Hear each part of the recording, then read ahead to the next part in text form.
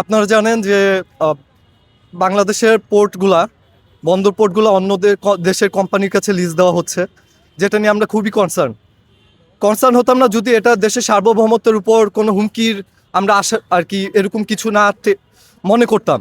আমরা মনে করছি এটা সার্বভৌমত্বকে হুমকি মুখে ফেলতে পারে, কারণ ডিপি ওয়ার্ল্ডের নামে অনেক কথা উঠেছে যে তারা হচ্ছে যখন গাজাতে হামলা চলছিল তখন ইসরায়েলের অনেক পণ্য তারা বহন করছিল।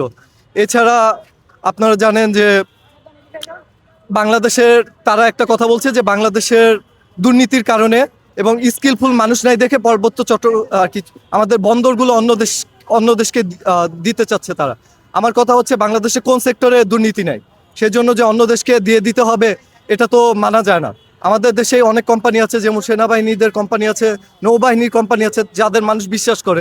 এইসব কোম্পানির কাছে গিয়ে তো ফার্স্টে চেষ্টা করা যেত যে কিভাবে দুর্নীতিটা কাট করা যায়।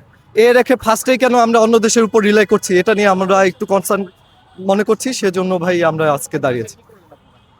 আজকে আমরা পতাকা মিছিল করলাম যে আমাদের বাংলাদেশ সবচেয়ে আগে। এটাই আমরা বলতে চাচ্ছি যে বাংলাদেশকে প্রায়োরিটি দেন। আপনারা কেন বাইরের দেশের মানুষের উপর আপনাদের এত ভরসা? আরই যদি আপনারা সবাই বাইরের দেশের উপর রিলাই করেন তাহলে বাংলাদেশের কি হবে? এটাই ছিল আমাদের মেন মেসেজ।